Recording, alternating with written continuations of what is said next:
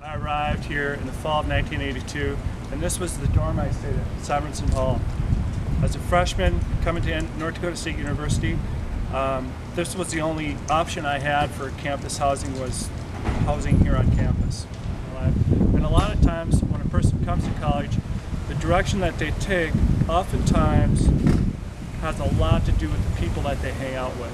So building a community that revolves around what we would call the big three: chastity, sobriety, and excellence in your studies, through living a life of virtue through Catholic teaching based on biblical principles, is what we're after with a Catholic dorm. We're trying to build a Catholic. The biggest part about our ministerial outreach to the campus is getting the students to walk down this path from the dorm to the Newman Center. It's probably one of the hardest things that we can do, is to reach out to the students and actually get them to make that move, to walk from where they're living to the Newman Center and get them plugged into any of the different weekly Bible studies that we have, daily Mass, Rosary, Eucharistic Adoration. This is a path that every student, we hope, will walk down and find the very foundations of their faith at their Newman Center and walk into the reality of Jesus Christ, mainly through the celebration of the Holy Eucharist and learning a little bit more about their faith and making that part of their college experience. NDSU is a campus of about 13,000 to 14,000. 32% of them are Catholic. That's about 4,200 students that we try to reach out to with our ministerial programs. It's our hope to build a Catholic community here at North Dakota State University by building a Catholic dorm attached to the Newman Center right here. This Newman Center facility was built after an F5 tornado blew through here in 1957. It's in need of either some serious renovation, or what I'd like to do is just to tear the whole thing down and to build a Catholic dorm attached to it. When I came to the Newman Center back in the 80s, I had absolutely no idea where I was going with my life or what I was doing. I was studying university studies and business at the time. The first 2 years of my college experience were really kind of a joke, simply because I didn't have any direction. I didn't know about the reality of Jesus Christ and the impact that could have on my life. That, for example, I didn't realize that Jesus Christ was a reality, that He loved me, and that He had a plan for my life.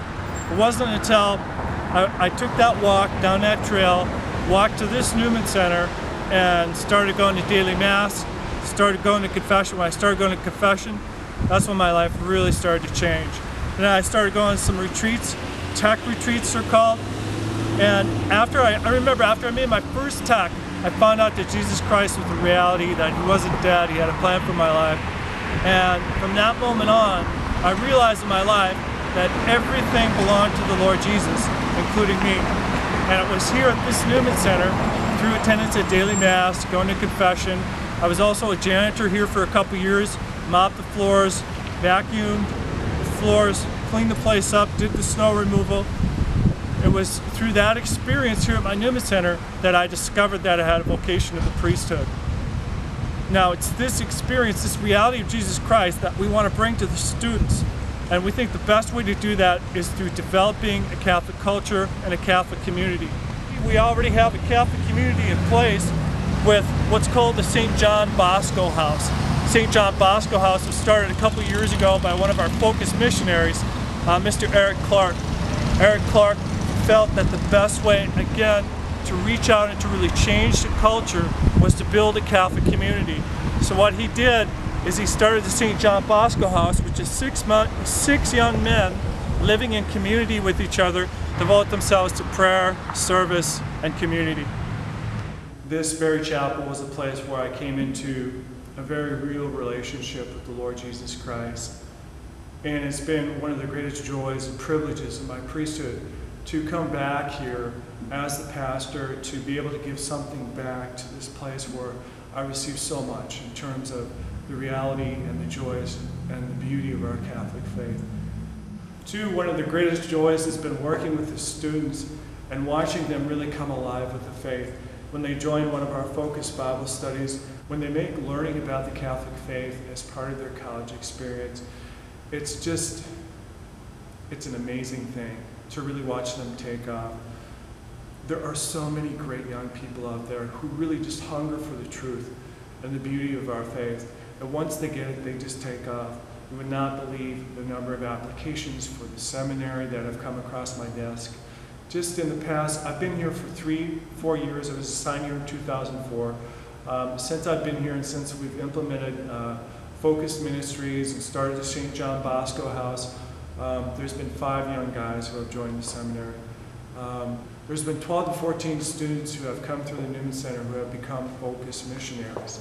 We have had one young lady join a religious convent, School Sisters of Christ the King, just this past year. It's just an absolutely amazing thing to watch. Our young people come alive with the faith of people. And one of the things that I see as a priest serving on a secular university, on a state university, is a genuine need to have a place where the students can live in community and have that common bond of the same basic goals. Virtue is something that we try to instill in the students by, I guess, what you could call a personal integrity, an integrity between what they believe and how they live their lives. There's so much competition for the hearts and minds of our youth today. They battle so much, from alcohol and drug abuse to struggles with sexuality, pornography on the internet. There's really just 1,000 different directions that they can go during the college experience. So we need something like a Catholic community to draw people in, to make them feel like this is a home away from home. We spend millions on Catholic education at the elementary level, at the high school level, and then once they leave high school and they go to the college experience, what do we have for them? Really, all we have for them at a state university is a Newman Center. And so I want to appeal to you to ask you whether or not you'd be willing to help me help our young people by developing a Catholic culture, by building a community, by building a Catholic dorm, to build a Catholic